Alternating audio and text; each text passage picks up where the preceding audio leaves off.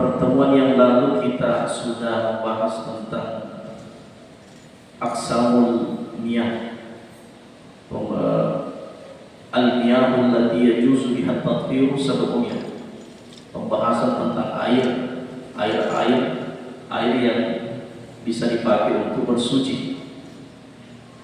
Dan pertemuan kali ini kita membahas tentang faslun fi izalati najasatin. Kita berbicara tentang bab yang membicarakan tentang persoalan najis. Apa itu najis, kemudian pembagian-pembagian najis. Di dalam kitab ini disebutkan wa tusalu najasatu bil ma'i hatta tadhhaba 'ainuha wa ta'muha wa rihuha walau waslatan wahidatan. Najis itu harus dibasuh dengan air hingga hilang 3. Jadi 3 yang mesti hilang setelah kita membasuh. Najis itu dibasuh dengan air hingga hilang 3. Apanya yang hilang? Ainuha, zatnya, bekas najis itu. Jadi ada kita lihat bendanya, itu harus dihilangkan. Kalau kotoran manusia masih ada sedikit warna, benda yang kita lihat harus dihilangkan. Kecuali kalau kencing manusia atau sifatnya yang cair itu yang tidak kelihatan, ya nanti ada pembahasan khususnya. Kemudian yang kedua, waqa'uha. Ya, yang mesti hilang di situ adalah ta'mun, rasa. Ya, ini saya masih ingat waktu belajar di pesantren dulu, guru kami itu memberikan penjelasan bahwa kalau mau yakin betul-betul bahwa sudah bersih, waktu itu boleh kita jilat-jilat sedikit tangan. Kalau misalnya kita sudah buang air besar, selesai cebok, untuk meyakinkan diri kita bahwa bersih, dijilat-jilat sedikit. Tapi ada ulama yang berpendapat tidak usah dilakukan itu. 2 saja. Yang pertama, ainuha, perhatikan bekas najis itu atau zatnya. Yang kedua, rihuha, baunya. Jadi sebenarnya 3, warnanya, baunya, rasanya. Nah, tapi rasanya tidak usah. Ada ulama mengatakan tidak usah rasanya karena itu berat. Cuma 2 ini. Ya, kalau rasa, ya, kalau sudah hilang ini insyaallah ikut juga rasanya hilang.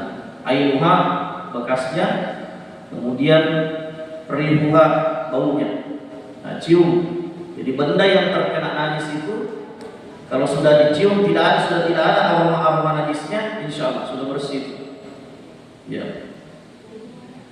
Tapi kalau ketiga-tiganya sudah hilang, meskipun hanya 1 kali basuhan sudah dianggap sah. Jadi membasuh itu tidak mutlak harus 3 kali. Meskipun hanya 1 kali dibasuh, tapi kalau sudah hilang 3-tiganya sudah dianggap bersih. Nah, kemudian fa in baqiya launun aw rihun ba'da wasliha wa asura izalatuhu ufi'an. Apabila masih tersisa warna atau bau setelah dicuci dan sulit dihilangkan, maka itu dimaafkan. Jadi saya ulang, fa in baqiya, apabila masih tersisa. Jadi sudah dicuci tapi masih ada tersisa. Nah, karena memang ada memang benda itu yang terkena najis, sudah dicuci, sudah dibilas, tapi masih ada tersisa. Dan itu sulit untuk dihilangkan. Masih tersisa warnanya. Aurihun atau baunya. Ya. wa asra izalatuhu, dan itu menyulitkan kita untuk membersihkan, susah dibersihkan. Apa kata musannif dalam kitab ini? Ufiya anhu, maka itu dimaafkan. Itu dimaafkan. Jadi ada namanya uzur syar'inya. Kemudian berikutnya, wa idza asabat thawbah najasatun, jika pakaian terkena najis, lam yu'raf mawdi'uha, namun kita tidak mengetahui bagian yang mananya yang terkena najis di situ, wujiba waslu jami'i thawbi, wajib hukumnya pakaian itu dicuci semuanya. Jadi misalnya kita menerka-nerka bahwa kayaknya tadi saya terkena najis, wah tadi ada kotoran yang menempel, tapi saya lupa di mana, di bagian mana, kencing misalnya, ya kita lupa, dan kita tidak melihat bagian mana itu. Maka untuk meyakini, untuk supaya lebih jelas, harus dicuci seluruh pakaian kita. Ya. Wa idza asabatil ard, maaf, tapi belum.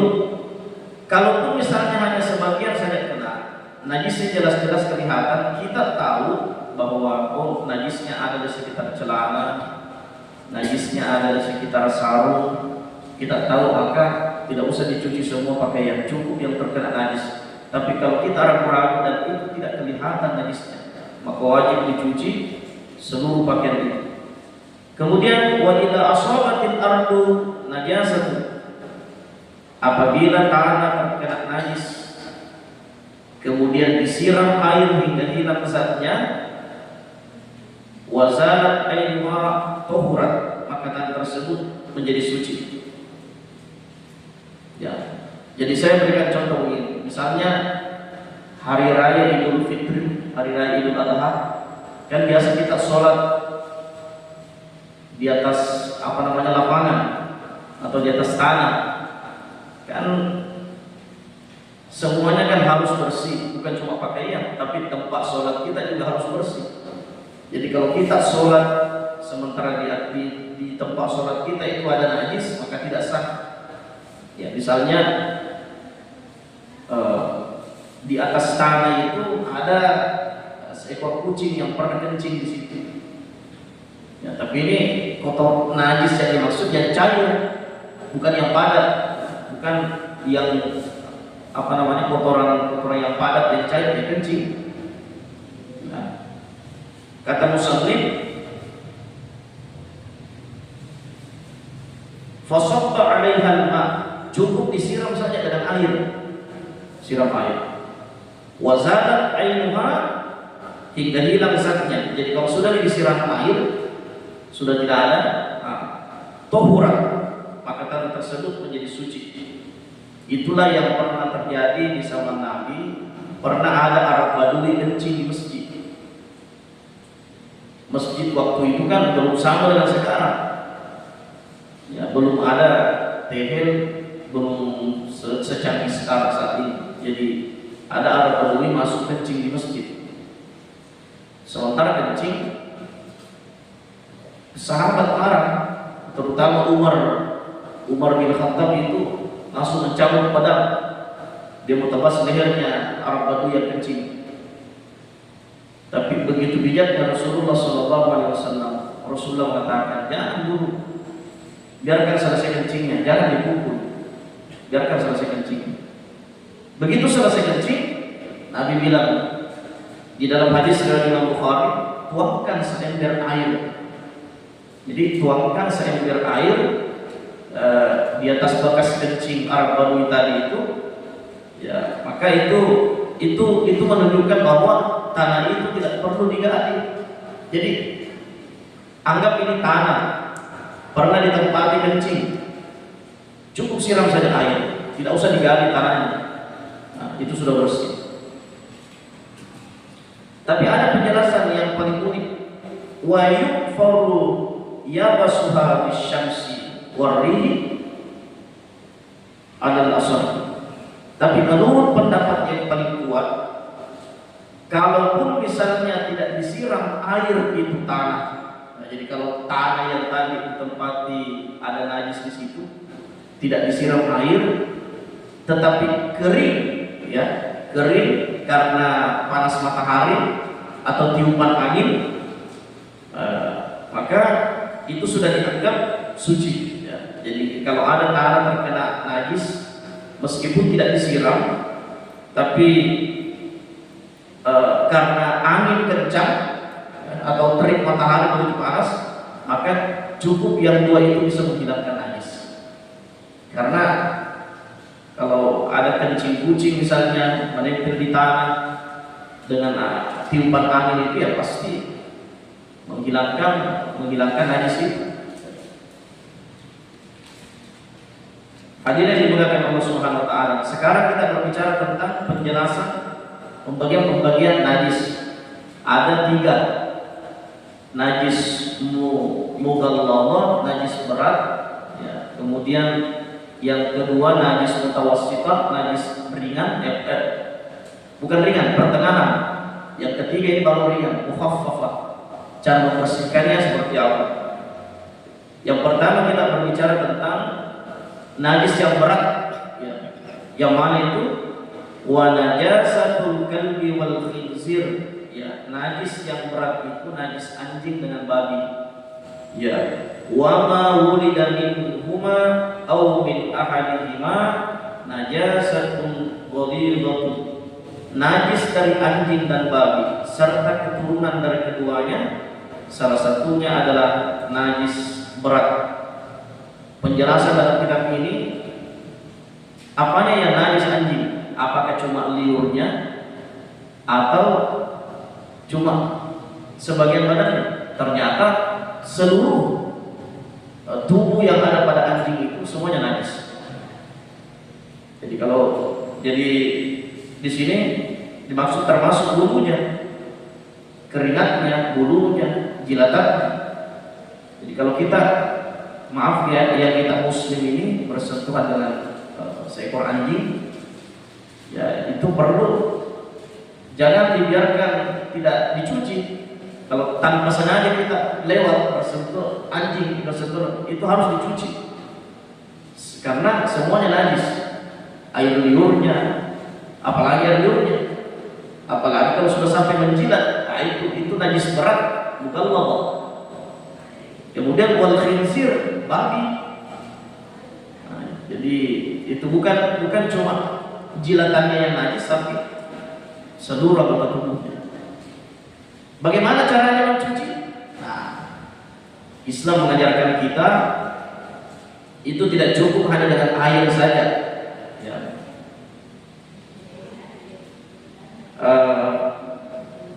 Di sini ada hadis Nabi SAW an Abi Hurairah radhiyallahu anhu qala, dari Abi Hurairah yang diridhai Allah padanya.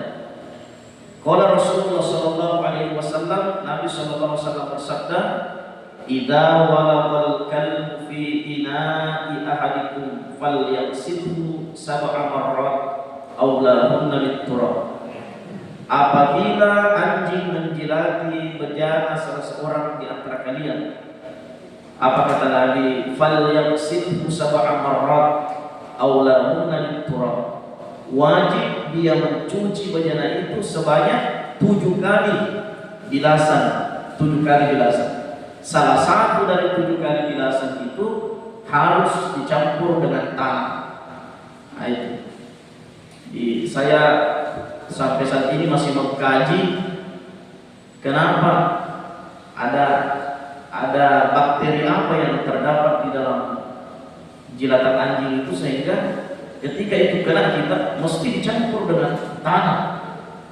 Ada istilah medisnya, ada peneliti yang pernah membuktikan bahwa ternyata memang ada bakteri yang terdapat pada jilatan anjing itu yang mesti dibersihkan dengan bukan cuma air, tapi 7 kali bilasan air. Salah satu bilasan itu mesti dicampur dengan tanah. Ternyata ada zat yang terdapat di dalam tanah itu, ada deterjen yang paling kuat. Itu yang bisa membunuh bakteri. Ya. Kemudian yang kedua, ya, najis yang berat, najis yang pertengahan, ya, mutawassitah. Nah, kalau ini ringan, seperti darah, kemudian muntah, apalagi ya kencing, kemudian kotoran manusia, kotoran hewan, itu najis pertengahan, mutawassitah. Cara membersihkannya juga ini mudah sekali. Kalau badan kita tersentuh najis, maka cukup dicuci saja. Itulah makanya pernah ada majelis taklim yang bertanya begini, Ustaz, najis itu kalau dari luar apakah membatalkan wudhu atau dari dalam? Itulah bedanya. Najis itu kalau kalau dari dalam batal, tapi kalau dari luar tidak batal. Maksudnya bagaimana? Contohnya, kalau mau keluar, kita mau keluar rumah, ya khususnya biasa ibu-ibu biasa paling rempong, sudah dipakai makeup, sudah dipakai kincuk, sudah berwudu baru pakai makeup. Begitu keluar rumah, injak teh ayam. Apakah batal wudunya? Nah, tidak. Jadi kotoran ayam atau teh cicak yang terkena kulit tidak membatalkan wudu. Tapi kalau kotoran itu keluar dari dalam, batal wudu. Itu bedanya.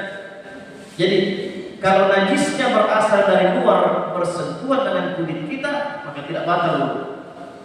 Nah itu majelis taklim langsung bilang, wah berarti saya keliru selama ini karena pernah saya injak tai kucing. Padahal saya sudah makeup ini, terpaksa saya batalkan kembali. Saya rusak makeup saya, kemudian saya berwudu kembali. Bukan begitu, dicuci saja. Itu najis mutawassitah, najis pertengahan. Sementara najis yang ringan, ya mukhaffafah namanya. Najis air kencing bayi yang masih minum, yang masih ASI, belum makan apa-apa. Tapi ada dua jenis bayi laki-laki, bayi perempuan. Ternyata bayi perempuan itu paling keras. Kalau bayi laki-laki yang kencing, tidak mesti dicuci, tidak mesti dibilas, cukup dengan memercikkan saja. Percikkan saja. Itu kalau bayi yang masih minum air susu, belum makan apa-apa. Tapi kalau sudah makan apa-apa, sudah mulai makan makanan, bubur misalnya, kencing, maka perlu dicuci. Sementara bayi perempuan ini keras, baik dia masih minum ASI ataupun sudah makan, tetap harus dicuci. Beda dengan bayi laki-laki. Kalau bayi laki-laki harus cukup dipercik saja. Ini juga saya belum temukan teorinya. Ada apa? Kenapa ada perbandingan antara air kencingnya laki-laki dan perempuan itu, bayi laki-laki itu mesti dibedakan. Ini insya Allah mungkin pertemuan berikutnya baru kita jelaskan bagaimana teorinya. Ada juga teori yang menjelaskan. Yang pastinya secara hukum syar'inya, secara hukum Islam begitu. Jadi memercikan saja. Itu najis yang ringan. Kemudian itu tadi ada hadisnya. Di dalam hadis Nabi SAW menjelaskan, yuksalu min baulil jariyah wa yurashu min baulil ulam. Secara hadis, kalau kita bicara hadis, kencing bayi laki-laki, kencing bayi perempuan dicuci, sedangkan kencing bayi laki-laki cukup dipercik saja. Hadis riwayat Imam Bukhari dan Muslim. Jamaah yang dimuliakan Allah Subhanahu wa taala. Nah ini juga paling penting untuk perempuan ibu-ibu yang mencuci, sampaikan kepada anak atau menantu atau siapa saja keponakan, karena biasa perempuan itu kalau lagi masa-masa menyusui, biasa kalau dia mencuci pakaian bayi itu langsung kasih masuk ke mesin cuci. Jadi kalau ada pakaian bayi yang baru dilepas, baru terkena najis, bersihkan dulu najisnya, baru dimasukkan di mesin cuci. Kalau sudah bersih najisnya, baru dimasukkan di mesin cuci. Jangan masih ada najisnya menempel, baru dimasukkan di mesin cuci. Kenapa? Karena itu akan membuat semua pakaian terkena najis. Banyak orang yang tidak sadar itu, anaknya sudah ganti popok misalnya, jadi bayi itu sudah ganti dibuka celananya, dibuka bajunya, langsung kita kasih masuk ke mesin cuci. Nah, jangan, karena najis-najis yang menempel di pakaian anak bayi itu akan membuat pakaian-pakaian yang lain itu akan ikut juga menjadi najis. Itu tersebar, dibersihkan dulu kemudian masukkan, karena bercampur dengan pakaian-pakaian yang lain. Nah, kemudian ada lagi, ini yang terakhir. Jadi 3, yang pertama najis yang berat, yang kedua mutawassithah, pertengahan, kemudian mukhaffafah, ringan. Nah, ada juga yang pernah bertanya, apakah air liur bebek? Bagaimana menurut itu? Air liur itu apakah najis atau tidak? Ya. Nah, jadi saya minta maaf, ada biasa beberapa masjid-masjid itu yang keliru, keliru dalam memahami perihal air liur ini. Ya, karena sampai-sampai biasa di masjid kan ditulis di situ, dilarang tidur di atas karpet. Sebenarnya dilarang tidur di atas karpet itu bukan karena perihal najisnya air liur itu. Air liur itu tidak najis. Tapi kalau air liur yang keluar dari lambung itu najis. Bagaimana cara membedakan? Nah, kalau kita tidur, posisi kepala lebih rendah daripada kaki, terasa keluar itu memang terasa itu, ada ciri-cirinya tuh. Kalau yang keluar itu berasal dari lambung, ada mungkin tapi ini jarang sekali terjadi. Kecuali orang yang terkena asam lambung, tiba-tiba keluar ada sisa-sisa makanan yang keluar bercampur dengan liur, kemudian agak kental, baunya busuk, itu najis. Tapi kalau hanya sekedar keluar saja, tidak ada yang bercampur apa-apa, itu tidak najis. Jadi meskipun misalnya air liur itu terkena pakaian, maka misalnya pakaian ini tetap sah digunakan sholat, karena liur itu tidak najis. Cuma kan bau, mesti dicuci. Sama perihal kalau ada masjid yang terkena air liur, misalnya ada orang tidur di atas karpet, misalnya jatuh air liurnya, sebenarnya karpetnya tidak menjadi najis. Cuma bagaimana tahu itu rasanya kalau ada orang sholat pas tawis wujud, bersentuhan hidungnya dengan air liur itu, selesai. Itu jadi masalah. Di mana hadisnya? Tidak ada hadis secara jelas, tidak ada hadis secara spesifik yang menjelaskan bahwa tekstualnya air liur bukan najis. Tidak ada hadisnya begitu. Tapi ada hadis yang lain yang menjelaskan tentang gambaran air liur manusia dan najis. Apa itu? Di dalam hadis Rasulullah SAW yang diriwayatkan oleh Imam Muslim nomor 550, qala Nabi sallallahu alaihi wasallam, Nabi sallallahu alaihi wasallam bersabda, "Idza basaka ahadukum fi salatihi," apabila salah seorang dari kalian meludah dalam salatnya, "fal yabsuq fi thawbihi hakadha." Harus dia arahkan ludahnya ke pakaiannya, kemudian summa yadlubuhu, kemudian dia menggosok-gosok ludah itu. Maksudnya begini, misalnya kita sholat, kemudian dia tidak bisa menahan ludah. Kata Nabi, arahkan ludah itu di bajunya, bukan di bawah. Kemudian gosok-gosok begini.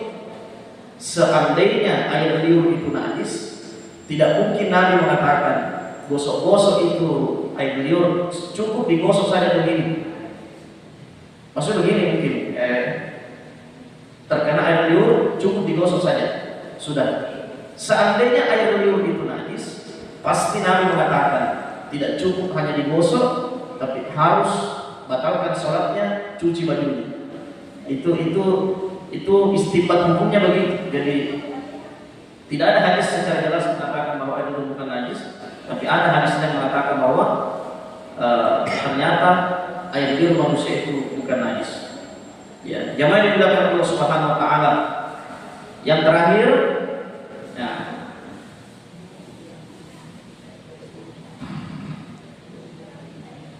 Termasuk juga najis yang pertengahan itu, tawasita itu mazita yang keluar. Bedanya mani dengan mazit beda. Kalau mani suci, tapi itu tosen kalau mani harus dimandi. Itu dia. Jadi kalau ada pakaian yang terkena air mani, tidak perlu dicuci pakaian itu sebenarnya, karena air mani itu bukan najis, itu nutrisi. Ya, kalau terkena pakaian, tapi Nabi pernah mengorek-ngorek air mani yang sudah kering itu. Jadi kalau air maninya sudah kering, misalnya menempel di sarung, menempel di celana, tidak perlu dicuci sebenarnya, biar tidak dicuci. Tapi alangkah bagusnya dibersihkan, karena ya kotor belum tentu najis. Najis sudah pasti kotor, itu kaidahnya. Ya, ada bertanya, misalnya Ustaz, bagaimana misalnya kalau kita tidak kayak yang kedua tadi masih ya. Masih itu ya yang keluar saat syahwat memuncak. Jadi dua, mani tidak najis tapi harus mandi. Kalau masih najis tidak perlu mandi, cukup dibersihkan saja. Bagaimana caranya Ustaz kita tahu bahwa yang keluar ini masih?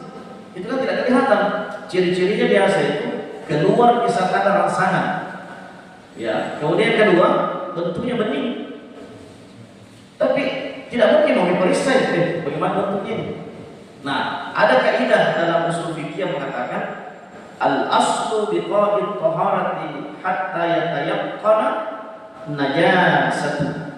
Asal segala sesuatu itu adalah suci sampai ada keyakinan bahwa itu najis. Kaidah yang kedua mengatakan al-yaqinu keyakinan itu izalatu taisirah. Keyakinan itu tidak hilang disebabkan karena adanya keraguan-keraguan. Ya, jadi kalau misalnya kita ragu-ragu bahwa kayaknya terkena najis ini, jangan, lebih baik batalkan, lebih baik cuci. Tapi kalau kita yakin tidak gini, kayaknya tidak ada yang keluar, maka itu yang benar. Jadi jamaah yang dimuliakan Allah Subhanahu Wa Taala, inilah mungkin yang sempat disampaikan pada pembahasan tentang najis ini. Insya Allah mungkin pertemuan berikutnya baru kita membahas tentang perihal wudu, bagaimana tata cara wudu dengan benar, berapa rukun wudu dan sebagainya. Sampai di sini ada yang mau ditanyakan Bapak? Iya, Pak Haji, silakan.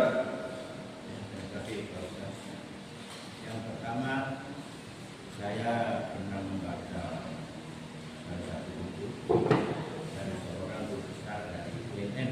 Iya. Itu dia satu acaranya yaitu meminum air kencing pertama itu untuk mengobati diabetes. Itu dia sudah coba, ada itu menunjukkan kemudian salah satu guru besar UNM. Dia sesuatu namanya. Bagaimana hukumnya begini? Artinya air kencing ini dijadikan obat menyembuhkan salah satu penyakit. Iya. Jadi kan kencing kita, Iya. katanya pada saat kita kencing pertama pagi hari. Iya. Itu yang pertama. Yang kedua, ada teman, dia sudah operasi prostat. Jadi dia itu sudah pakai pampers, katanya sudah tidak terasa kalau dia mengeluarkan kencing. Pikir bagaimana? Secara fikihnya Pak. Ya. Bagaimana secara fikihnya? Ya. Nah, jadi begini. Saya teringat dengan kisah Ummu Aiman itu. Sebenarnya ini hadis dhaif, hadis lemah. Tapi yang pastinya dia adalah hadis, ya. Yang pasti bukan hadis palsu. Nabi itu pernah kencing. Kencingnya Nabi itu dimasukkan di dalam sebuah bejana di malam hari. Pada waktu itu, ini sahabat sekaligus asisten rumah tangga kalau kita masuk kerja di rumahnya Nabi bernama Ummu Aiman. Beliau tidak tahu bahwa ini kencing. Mungkin karena terlalu segar dia lihat itu air kencing, dia minum. Dia minum itu air kencing.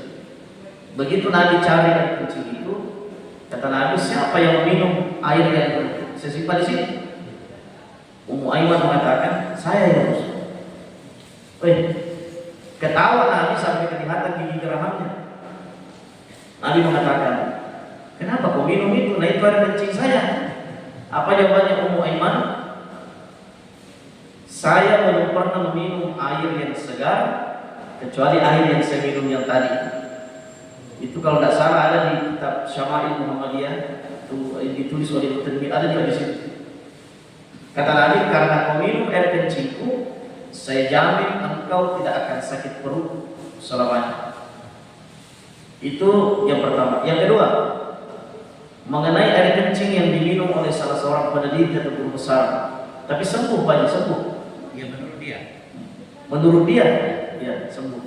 Ada kaidah dalam usul fikih yang mengatakan, darul mafasidi aula min jalbil masalih. Menolak bahaya lebih utama daripada mengambil manfaat.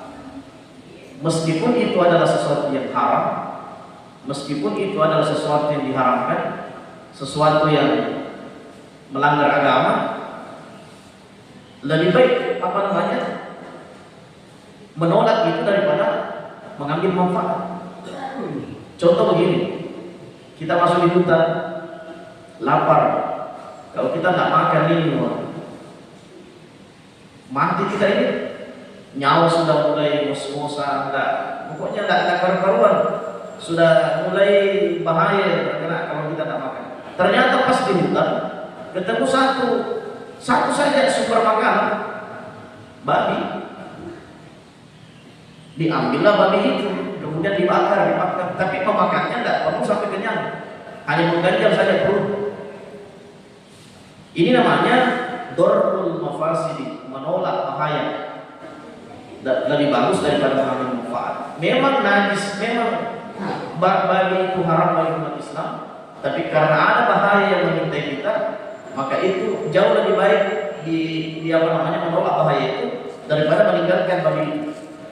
Sama tadi, kalau memang kasusnya air kencing itu najis, tetapi ada peneliti yang membuktikan bahwa ada zat yang terdapat di air kencing itu yang memberikan obat, tapi itu menurut dia. Tapi kalau menurut saya masih ada obat yang lain yang mesti kita cari. Ya, kalau saya tidak usah dulu cari air kencing, apalagi saya belum pernah juga menemukan satu dalil atau hadis yang mengatakan air kencing itu bisa mengobati diabetes. Ya, kalaupun ada yang memahami pendapat itu, kalau saya mungkin kita berbeda. Silakan yang mau ambil itu. Kalau saya tidak mau. Masih ada mungkin obat-obat yang lain yang perlu kita gunakan, yang perlu kita ambil daripada air kencing itu. Ya, kecuali mungkin kalau saya lihat secara nyata bahwa betul sembuh dari diabetes itu, tapi lama aku merasa hidup, baru saya temukan hanya seperti itu. Dan saya juga belum pernah temukan kalau tidak ada dasar hukumnya dalam hadis 4 sumber ajaran Islam, Al-Quran, hadis, ijma', qiyas, dan masih banyak, Al-Qur, istisab, syar'an maqbul. Tidak ada dijelaskan hal itu. Maka mending cari yang lain saja. Kalau saya banyak, cari yang lain saja. Masih banyak obat-obat yang halal yang lebih efektif daripada kencing itu. Kalau saya, tapi yang mau pakai pendapatnya beliau untuk air kencing dipakai sebagai obat, silakan. Masing-masing bertanggung jawab. Kalau saya ditanya, saya penting menghindari itu. Masih banyak obat diabetes yang lain yang mesti kita gunakan. Kemudian yang tadi, bagaimana dengan orang yang sudah pakai pampers keluar terus najisnya? Bagaimana cara sholatnya begitu? Ya, itu namanya Itu namanya usul syar'i. Sama orang yang dirawat di rumah sakit yang memang keluar terus kencingnya. Ya, mau berwudu tetap keluar kencing, sudah berwudu keluar lagi. Apa boleh buat? Itu sholat saja dalam kondisi seperti itu. Jadi meskipun air kencing keluar terus-menerus, darah keluar terus-menerus, ada keluarga saya pernah dirawat di rumah sakit kanker serviks perempuan. Nah, bilang bagaimana cara sholat ini? Nah, ini tidak berhenti keluar. Kalau saya bilang sholat saja dalam kondisi begitu, itu namanya uzur syar'i, dimaafkan Ya, karena ada ad-darurat tubihul mahzurat. Itu kaidah usul fikih juga. Perkara darurat itu membolehkan kita untuk melakukan sesuatu meskipun itu melanggar. Ya, jadi saya kira seperti itu Pak Jadi.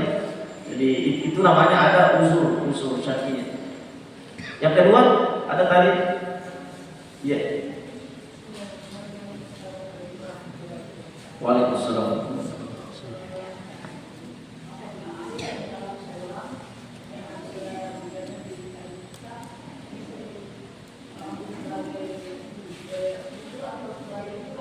Ya.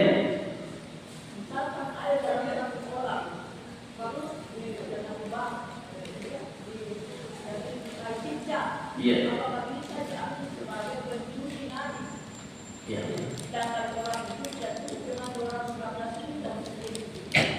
Oh, pertemuan lalu kayaknya enggak hadir Ki Wajib. Oh, enggak hadir pertemuan lalu. Itu sudah dijelaskan pertemuan yang lalu.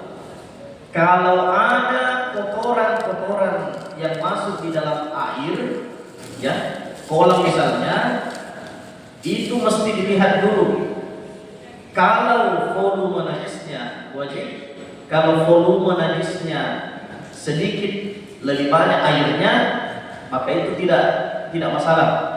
Tapi kalau volume najis itu yang mengubah volume air, lebih banyak volume najisnya daripada airnya, sehingga merubah kondisi airnya menjadi najis, maka itu tidak boleh dipakai. Jadi sudah dibahas pertemuan yang lalu. Ada macam-macam air yang boleh dipakai. Ada itu disebut apa namanya air mutanajis, ya, air yang dijatuhi kotoran. Ya, apakah teh cicak kan misalnya, nah itu tidak masalah. Apalagi kalau lewat dari 2 kullah. Meskipun kurang dari 2 kullah, tapi kalau najis itu tidak mengubah status volume air itu, tetap boleh, masih bisa dipakai. Kecuali ada juga kasusnya wajib lumut, ya, air yang keruh karena lumut misalnya lumpur, ya, itu masih bisa dipakai untuk berwudu.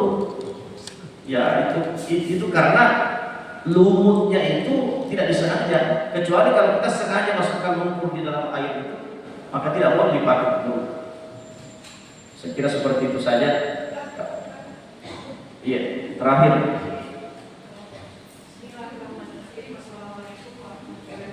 Waalaikumsalam.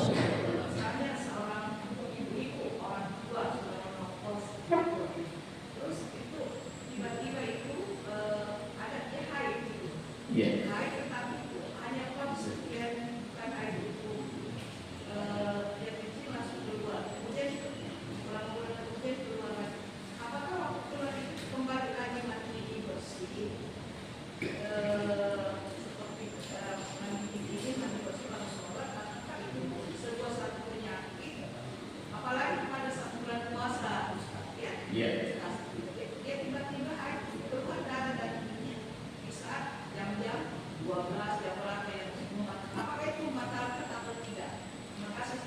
Kalau memang sudah lewat dari batas masa haidnya, kemudian ada keluar lagi darah seperti itu namanya darah istiadah. Itu darah penyakit, tidak perlu mandi, cukup dicuci saja. Kalau puasa harus dibatalkan? Kalau yang keluar itu tentu batalkan puasanya, karena kotoran. Kemarin ada juga pendapat yang mengatakan bahwa kalau kita ragu-ragu bahwa itu adalah penyakit, pakai tadi dalil usul fikih yang mengatakan al-yaqinu la yazalu bisyakki, keyakinan yang kuat tidak akan hilang karena ada keraguan-keraguan. Jadi kalau misalnya kita sama terpuasa, oh yang wajib tadi maksud ini darah penyakitnya, darah penyakit yang keluar itu. Sudah bukan darah haidnya. Ya, jadi kalau misalnya sudah lewat masanya, masa haidnya sudah lewat, ada keluar, tidak mesti mandi, tapi cukup dicuci saja, lanjutkan puasanya. Saya kira tadi masalah haidnya itu. haid. Kalau darah haidnya tentu jangan batalkan puasanya. Saya kira begitu boy. Kalau sudah tidak ada, kita sama-sama baca doa. Insya Allah pertemuan berikutnya kita membahas tentang bab wudu, tentang wudu, kemudian rukun-rukunnya. Amin. A'udzubillahi minasyaitonir rajim. Bismillahirrahmanirrahim. Alhamdulillahirabbil alamin. Allahumma shalli wa sallim wa barik ala sayyidina Muhammadin wa ala alihi wa sahbihi wa sallim. Allahumma hdina bi hidayatil Qur'an wa nawwir qulubana bi nuril Qur'an wa hassin a'malana bi dhikril Qur'an wa bayyin wujuhana bi barakatil Qur'an wa zayyin akhlaqana bi jahil Qur'an wa najjina minan nar bi karamatil Qur'an wa adkhilna al-jannata bi syafa'atil Qur'an bi rahmatika ya arhamar rahimin. Allahumma iftah lana abwaab ar-rahmah, abwaab as-sihhah, abwaab al-maghfirah, abwaab al-hidayah. Rabbana atina fid dunya hasanah wa fil akhirati hasanah wa qina adzaban nar. Wa sallallahu ala sayyidina Muhammadin wa ala alihi wa sahbihi wasallam. Subhana rabbika rabbil izzati amma yasifun wa salamun alal mursalin walhamdulillahi rabbil alamin.